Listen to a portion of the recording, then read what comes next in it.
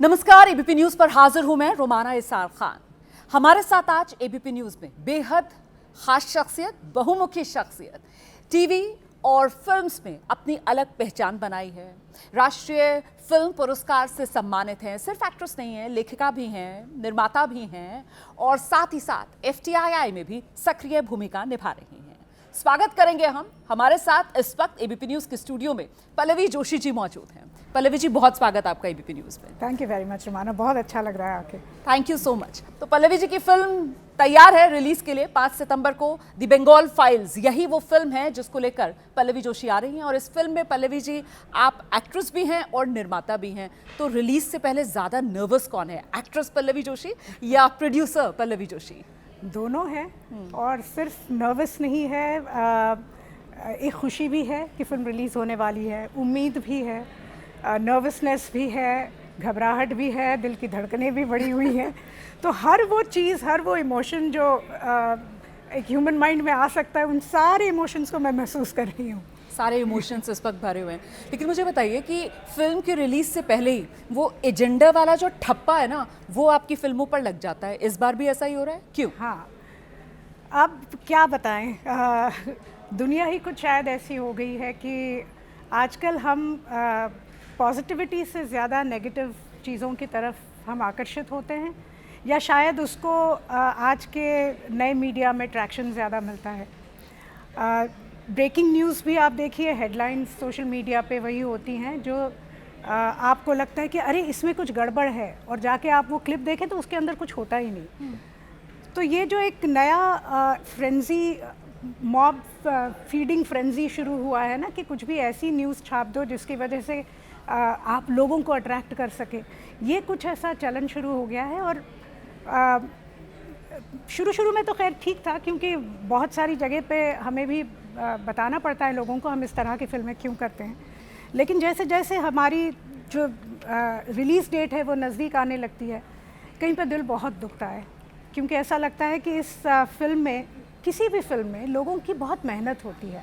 और हमारी जैसे फिल्मों में, जैसे हम ट्रूथ सिनेमा जिसे कहते हैं, इतना ज़्यादा इन्वेस्ट करते हैं एक्टर्स अपने कैरेक्टर में, इतना ज़्यादा टेक्नीशियंस इन्वेस्ट करते हैं, लास्ट मिनट तक के हर एक फ्रेम, हर एक चीज़ बिल्कुल परफेक्ट लोगों तक जाए, इसके लिए दिन रात एक करके वो काम करते रहते हैं। उनकी मेहनत के बारे में, उनकी क्रिएटिविटी के बारे में कोई कुछ नहीं बोलता, और बात होती है सिर्फ कुछ चंद पॉलिटिशियंस की और चंद लोगों की जो इस फिल्म के अगेंस्ट खड़े हो जाते हैं। लेकिन आप जिसको ट्रुथ सिनेमा कह रही हैं, दरअसल उस पर आरोप तो यही लगते हैं कि साहब ये ट्रुथ सिनेमा नहीं, ये बीजेपी के लिए कहा जाता है कि उनके लिए पॉलिटिकल एजेंडा या पॉलिटिकल नैरेटिव सेट करने के लिए आप लोग फिल्म्स बनाते हैं। आप लोगों पर आरोप ये लगता है कि आप लोग पॉलिटिकल एजेंडा के तहत फिल्म बनाते हैं, और इसको लेकर फिल्म का नाम बंगाल फाइल्स है, और कोलकाता के अंदर जब ट्रेलर लॉन्च होता है तो वहाँ पर ज़बरदस्त पॉलिटिकल रिएक्शन, विरोध का सामना आपको करना पड़ा, वो क्यों? यही बात है कश्मीर फाइल्स के वक्त भी हुई थी, और कश्मीर फाइल्स के वक्त भी हमको खूब सफाई देने की ज़रूरत पड़ी थी कि किस तरह से ये प्रोपोगेंडा फिल्म नहीं है। मतलब मुझे एक समय पे ऐसे लगने लगा कि क्यों एक फिल्म मेकर को इतना डिफेंसिव होना पड़ता है अपनी क्रिएटिविटी को लेके, अपने काम को लेके। खैर, फिल्म रिलीज़ हुई, इतिहास बनाया फिल्म ने, इतने लोगों ने वो फिल्म देखी, और बहुत ही अनफॉर्चुनेट इंसिडेंट उसके बाद जब पहलगाम का हुआ, तभी भी क्या लोगों ने यही किसी ने तब मुंह उठा के ये कहा था कि ये फिल्म प्रोपोगेंडा थी, जब हम कह रहे थे कि एक कश्मीर में एक सच्चाई हुई थी। टेररिज्म को कर्ब करने की बहुत ज़रूरत है वहाँ पे, और वहाँ पे लोगों के फेथ को लेके उनको डेमोग्राफी चेंज करने के लिए उनको वहाँ से भगा दिया गया था। एक पूरा का पूरा समुदाय वहाँ से निकल गया था। तो हमें ये कहा गया कि आपने ये कुछ गलत दिखा दिया। जब पहलगाम में जो लोग मरे हैं वहाँ पे, जो लोग वहाँ शहीद हुए हैं, उनमें से एक भी कश्मीरी पंडित नहीं था फॉर्चुनेटली। लेकिन कहाँ के लोग थे? कर्नाटक के थे, महाराष्ट्र के थे, वेस्ट बंगाल के, गुजरात के थे, पूरे देश भर के थे। और चुन चुन कर, पूछ पूछ कर, धर्म क्या है, कपड़े उतरवा कर, हिंदू है, मार डाला। तो अभी तक तो आप कह रहे थे कि हमने कश्मीर के बारे में कहा, भाई टेररिज्म अभी आपके घर पे आके दस्तक दे रहा है। आप कब जागोगे? कब आपको समझ में आएगा कि ये बहुत ही ऐसा मुद्दा है जिसे हम सब लोगों को मिलकर टैकल करना चाहिए। हमें तो खड़े होकर सरकार को कहना चाहिए कि साम दाम दंड भेद इसको आप ख़त्म कीजिए, क्योंकि इससे कोलैटरल डैमेज हमारे इनोसेंट विक्टिम, इनोसेंट सिटीजन्स होते हैं। सही। जिनका कुछ स्टेक नहीं होता, ना पॉलिटिक्स में होता है, ना सोशल लाइफ में होता है, और वो बेचारे बाय स्टैंडर्ड्स फुटपाथ पे सोते हैं, जो अपना किसी तरह से पेट भरते हैं दिन भर मेहनत करके, वो लोग सबसे पहले मारे जाते हैं। तो क्या वो हमारे देश के कोई नागरिक नहीं है? क्या उनकी गणना आप और हम जैसे लोगों में नहीं होती? तो इन लोगों के लिए भी तो हमें कुछ करना चाहिए। आप मुंह उठा के आपने कह दिया कि प्रोपेगेंडा फिल्म है, जस्ट बिकॉज आपको ये कहना आपके पॉलिटिकल एजेंडा को सूट करता है। इसका मतलब ये नहीं कि आप चलिए हमारे साथ आपको जो करना है करिए, पॉलिटिकल लड़ाई हमसे लड़ लीजिए, but think about those people, think about your own people, think about the citizens of your country first. Pahalgam हमले की क्योंकि आपने बात की है, मैं बंगाल फाइल्स पर आ रही हूँ, लेकिन आपने बहुत इंपॉर्टेंट बात की। मतलब जब पहलगाम हमला हुआ और जब धीरे धीरे करके ये सच मीडिया के ज़रिए सामने आया कि साहब वहाँ पर चुन चुन कर जो हिंदू थे उनको मौत के घाट उतारा गया, तो अंदर मन में कहीं लगा कि वो लोग जो कश्मीर फाइल्स को लेकर सवाल उठा रहे थे कि आपने इतना हिंदू मुस्लिम डिवाइड दिखा दिया है उसमें, ये उनके मुँह पर एक तमाचा है और आपका जो स्टैंड था वो सच आप सबके सामने आया? सबसे पहले तो हमने हिंदू मुस्लिम डिवाइड नहीं दिखाया था उस फिल्म में। This film was merely about terrorism. अब अनफॉर्चुनेटली वहाँ पे एक फेथ के लोगों को इस तरह से ब्रेन वॉश करके अपने ही भाई और बहनों के अगेंस्ट पूरा खड़ा कर दिया था, तो उसमें कोई कुछ नहीं कर सकता। तो जो सत्य है वो हमने दिखाया है। बंगाल में भी हम यही कह रहे हैं। और मैं शुरू से, जब से कश्मीर फाइल्स फिल्म बनी है, हालांकि वो फिल्म बहुत चली, लेकिन ऑडियंस का रिएक्शन यही था कि हाय बेचारे कश्मीरी पंडित, उनके साथ ये हुआ। अभी भी जब बंगाल फाइल्स बनी है तो मुझे बहुत सारे लोग आके पूछते हैं क्या बंगाली लोग आपकी फिल्म देख पाएंगे, क्योंकि बनी तो उन्हीं पे है। और मैं सब लोगों को बार बार मैं यही कहती हूँ कि you are wrong in saying this. ये बंगालियों के लिए फिल्म नहीं है, ये भारतीयों के लिए फिल्म है। बंगाल हमसे अलग नहीं है, कश्मीर हमसे अलग नहीं है। आज फॉर्चुनेटली हम इस जगह हैं कि बहुत बड़ा नुकसान होने से पहले हम सतर्क हो जाएं। इसके लिए कुछ एक फिल्में हम आज बना सकते हैं। कश्मीर तो हाथ से चला गया था ऑलमोस्ट, तब हमने ये फिल्म बनाई। कश्मीरी पंडित तो वापस नहीं जा सकते घाटी में, पता नहीं कब जा पाएंगे, वहाँ की जो पूरी व्यवस्था कब ठीक होगी और कब ये वापस जाएंगे और मसरूफ़ रहेंगे अपने क्या कहते हैं, सुरक्षित रहेंगे अपने इसमें।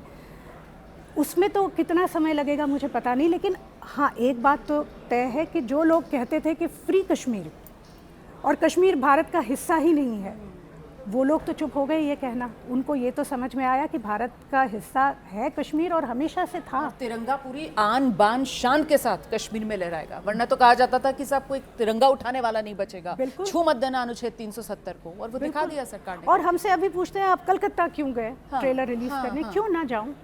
ये सवाल था मेरे मन में। क्या कलकत्ता मेरे देश का हिस्सा नहीं है? क्या मेरे देश में किसी को भी इस प्रकार की रोक टोक है कि आप किसी एक क्षेत्र में नहीं जा सकते, आप वहाँ अपनी रोजी रोटी नहीं कमा सकते, या आप अपनी कला का प्रदर्शन वहाँ नहीं कर सकते? कहाँ लिखा है? हमारे कॉन्स्टिट्यूशन के कौन से पन्ने पे ये लिखा है? अच्छा पल्लवी जी, लेकिन एक बात बताइए मुझे कि ये जो द बंगाल फाइल्स फिल्म है, ये पार्टीशन के समय जी तब जो हुआ, उस वक्त तो मतलब टीएमसी तो छोड़ दीजिए, जो टीएमसी की संस्थापक कहिए आप ममता बनर्जी, उनका जन्म नहीं हुआ था, वो 1955 की उनकी पैदाइश है। तो उनकी पार्टी पर आप लोग कह रहे हैं कि साहब ये विरोध कर रहे हैं, ये नहीं चाहते हैं कि हमारा ट्रेलर दिखाया जाए, उन्होंने ट्रेलर रुकवा दिया, तो वो क्यों विरोध कर रहे हैं? आपको क्या लगता है? अब मैं भी यही सवाल उनसे पूछना चाहती हूँ कि भाई आप फिल्म देखने से पहले आप कैसे विरोध कर सकते हैं? और आपको ट्रेलर यदि रोकना था तो आप पहले ही बोल देते कि नहीं यहाँ ट्रेलर नहीं चला सकते आप। जब आप जैसे हमारा इंटरव्यू चल रहा है, मान लीजिए मैं आई यहाँ पे, कैमरे सेट है, आप बैठी हैं, आप तैयार होके बैठी हैं, मैं तैयार होके आई, और जैसे ही इंटरव्यू शुरू हो किसी ने आके बोला कि नहीं ये इंटरव्यू नहीं हो सकता, तो भाई क्या आप सो रहे थे इतनी देर से? सुबह 1-1.5 घंटे से तो इस इंटरव्यू की आपने कुछ तैयारी तो की होगी। उस दिन 16 अगस्त की तारीख थी ना? हाँ, सब लोग बैठे थे वहाँ पे। मीडिया वाज देयर, जैसे कि प्रेस कॉन्फ्रेंस में कुर्सियाँ अरेंज की जाती हैं, एंटायर मीडिया वाज सिटिंग, पीछे सारे कैमरे लगे हुए थे, सारे मीडिया के कैमरामैन अपने कैमरे पे खड़े थे। बहुत बड़ा वीडियो स्कोप लगा था सामने, टेस्ट रन्स हुए थे बाकायदा, सुबह साउंड चेक हुआ था, वीडियो चेक हुआ था, ये जो होता ही है हमेशा। पूरी सब होटल के लोग तब वहाँ पे मौजूद थे, पूछ रहे थे आप चाय पियेंगे, कॉफ़ी पियेंगे, ये वो। और जैसे ही ट्रेलर शुरू हुआ आपने कहा आपके पास परमिशन नहीं है, तो सुबह से आप सो रहे थे। तो अभी लग रहा है कि बंगाल के अंदर जब फिल्म रिलीज़ होगी 5 सितंबर देश भर में फिल्म रिलीज़ होनी है, तो फिर इस तरीके का वो अनसेड या अनरिटन बैन फिल्म को झेलना पड़ सकता है बंगाल में? अब फिल्म के साथ बंगाल में क्या होगा इस पर तो मैं अभी टिप्पणी नहीं कर सकती। मैं सिर्फ यही उम्मीद कर सकती हूँ कि वो वहाँ पे रिलीज़ हो और लोग फिल्म को देख पाएँ और समझे कि फिल्म में क्या है और हमने क्या चीज़ दिमाग में रख के किस हिसाब से हमने वो फिल्म बनाई है। अब देखिए, उसमें आप अगर फिल्म को रिलीज़ ही नहीं होने देंगे वहाँ पे, तब तो यही नैरेटिव कंटिन्यू करेंगे वो जो ट्रेलर के बाद कर रहे हैं, क्योंकि उन्होंने तो फिल्म देखी नहीं है। अच्छा, एक जो सबसे बड़ा विवाद चल रहा है इस फिल्म को लेकर, अगर आप कुछ क्लैरिटी दे पाएँ कि साहब राष्ट्रपिता महात्मा गांधी और उनका वो बयान कि साहब हिंदू औरतों को उन्होंने कह दिया कि तुम आत्महत्या कर लो अपना सम्मान बचाने के लिए, तो इसको लेकर भी बहुत विवाद है। मतलब कि किस हद तक आप सच दिखाने के लिए जाएंगे या कितनी ऑथेंटिसिटी है इस तरीके की बातें जो फिल्म में बताई जा रही हैं, या फिर इसमें कुछ फिक्शन का भी इनपुट है? हमारी फिल्म में जितना भी पार्टीशन का पोर्शन है उसमें every single incident, every single dialogue is taken from what we have found in our research, और वो इट्स ऑल रिटन हिस्ट्री जो ली गई है। All written history. It is taken from books written by people who are very very close to Mahatma Gandhi. It has been taken from I am not very sure, इसलिए I may be wrong in saying it, पर उनके secretary हैं, उनकी एक book हमारे पास है, time और life magazine के आर्टिकल्स हैं हमारे पास, उस वक्त की न्यूज़पेपर्स हैं हमारे पास। तो जो 5, 6, 7 जगहों से एक ही चीज़ की पुष्टि होती है तब उसको सत्य माना जाता है, वरना किसी का पॉइंट ऑफ व्यू हो सकता है जो कि शायद हिस्ट्री का हिस्सा ना हो, तो हम उसको बिल्कुल हाथ नहीं लगाते। ये आपने बहुत अच्छा क्लैरिफिकेशन दिया कि सिर्फ किसी एक व्यक्ति की लिखी किताब से उठाकर आपने उसके नज़रिए के हिसाब से वो बात नहीं कही है, वो उनका व्यू हो जाता है ना, वो हिस्ट्री नहीं है। बल्कि आपने पूरे तथ्य के साथ उसकी पड़ताल करने के बाद फिर, मतलब तो स्क्रिप्ट लिखने में तो बहुत मेहनत लगी होगी।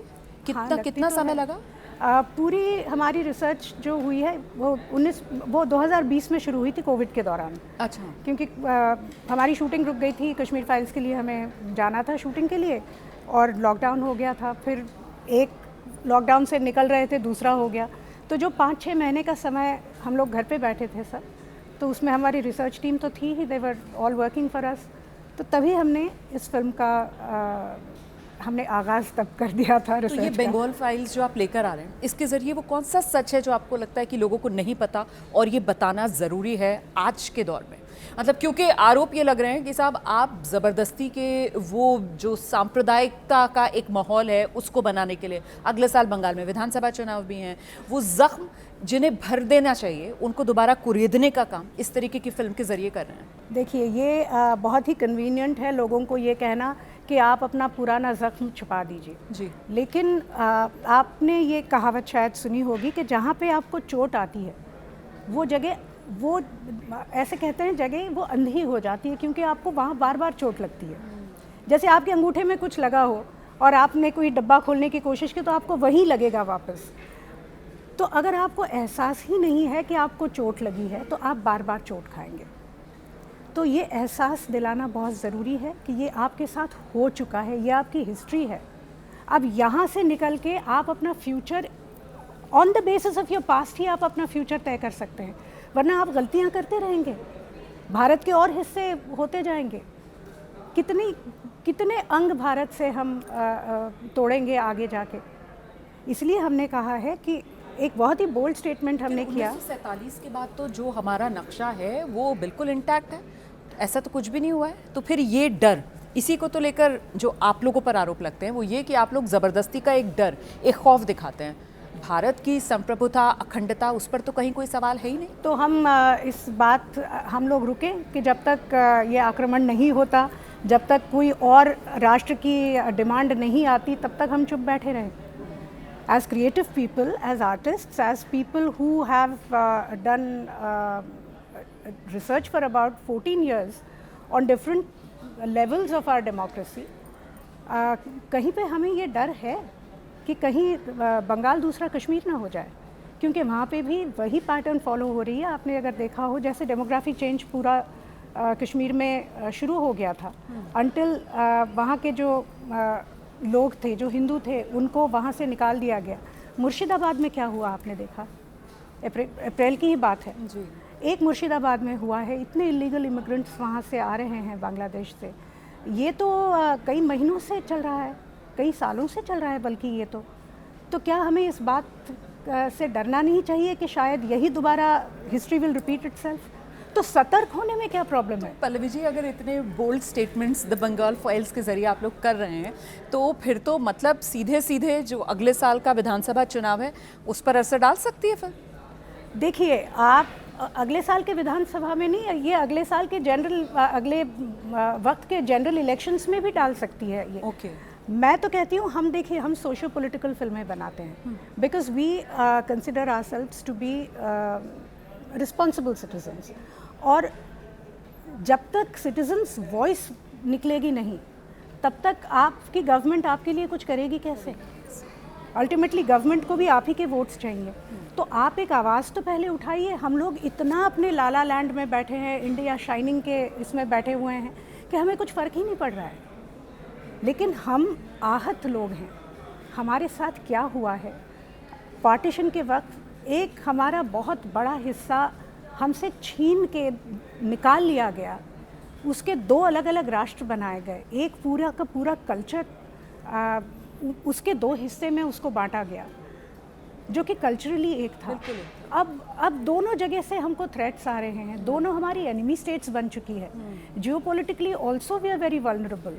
ऐसे में अगर भारत के विषय में कुछ कहना, अगर आपको लगता है कि हम लोग जनरल इलेक्शंस के लिए या किसी असेंबली इलेक्शंस के लिए अगर हम ये कर रहे हैं, तो मुझे ऐसा एक समय बताइए भारत में कि जब इलेक्शंस नहीं होते, तब हम अपनी फिल्म रिलीज़ करेंगे।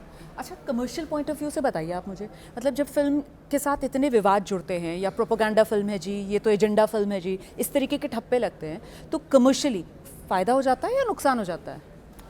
मुझे नहीं पता।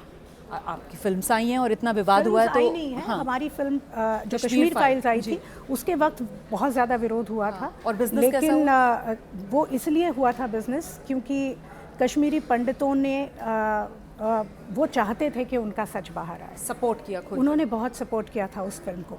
लेकिन अगर ये सत्य भी है कि बहुत ज़्यादा कंट्रोवर्सी क्रिएट करने से आपकी फ़िल्म को बिज़नेस बहुत ज़्यादा होता है, मैं इस चीज़ को बिल्कुल एंडोर्स नहीं करूँगी। क्योंकि I think you will probably understand when I say this as a woman, as a mother.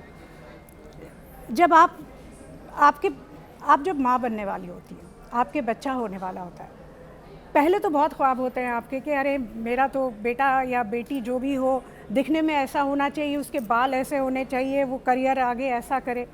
जैसे जैसे समय नज़दीक आने लगता है, आप सब बस प्रार्थना आप यही करते हैं कि बस 2 आँखें, 2 हाथ, 2 पैर, 2 कान, सही सलामत बच्चा बाहर निकले। सही। तो मैं तो यही कहती हूँ कि हर क्रिएटिव आदमी जो होता है, उसकी यही ख्वाहिश होती है कि सही सलामत उनकी फिल्म निकल जाए। बिजनेस होता है अगर कंट्रोवर्सी से, तो वो जो कंट्रोवर्सी करने वाले हैं वो जाने, लेकिन बिजनेस किसको नहीं चाहिए होता है। सही तो एवरीबडी वांट्स बिजनेस, लेकिन इंटेंट क्या है फिल्म बनाने के पीछे, वो उसको जब कल्यूड करने लगते हैं लोग, तो दिल बहुत दुखता है। अच्छा, एक सवाल और था मेरे पास आपके लिए, थोड़ा सा द बंगाल फाइल्स फिल्म से हटकर ये सवाल है। पिछले दिनों महाराष्ट्र में हमने देखा वो मराठी बनाम हिंदी वाली एक पूरी सियासत खड़ी हो गई, उसको आप किस तरीके से देखती हैं? उसमें आपका स्टैंड क्या है? मतलब महाराष्ट्र सरकार ने जो फैसला किया था कि साहब हिंदी भी पढ़ाइए आप, और बाद में ठाकरे बंधु जैसे खड़े हुए, उसका विरोध हुआ और महाराष्ट्र सरकार ने वापस लिया। और ये सवाल आपसे इसलिए पूछ रही हूँ क्योंकि आप मराठी फिल्मों में भी, आप मराठी हैं बेसिकली, मराठी फिल्मों में भी आपका उसी तरीके का योगदान है और हिंदी सिनेमा में भी। इस पर आपकी राय?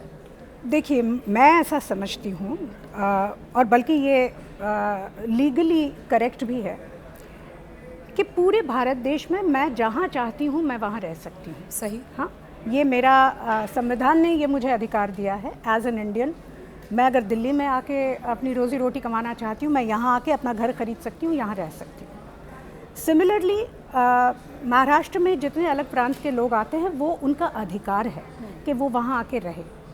हर नागरिक की ये जिम्मेदारी होती है कि आप जिस जगह जाते हैं उस जगह की जो कल्चर, उसका कल्चर है, उसकी जो वहाँ की जो भाषा है, उन सब का आप आदर करें।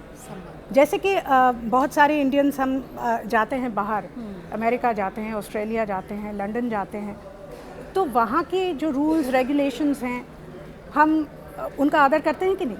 हम रास्ते पे कचरा तो नहीं फेंकते वहाँ जाके, लेकिन घर पे आते साथ हम लोग कूड़ा बाहर फेंकने लगते हैं। तो आप जहाँ जाते हैं वहाँ के जो तौर तरीके हैं उनका आप सम्मान करें, और ये एक सिविल लेवल पे आपके साथ आपको ये करना बहुत ज़रूरी है। अगर आप वो नहीं समझते तो फिर स्टेट को कुछ लॉज इम्प्लीमेंट करने पड़ते हैं आपको समझाने के लिए।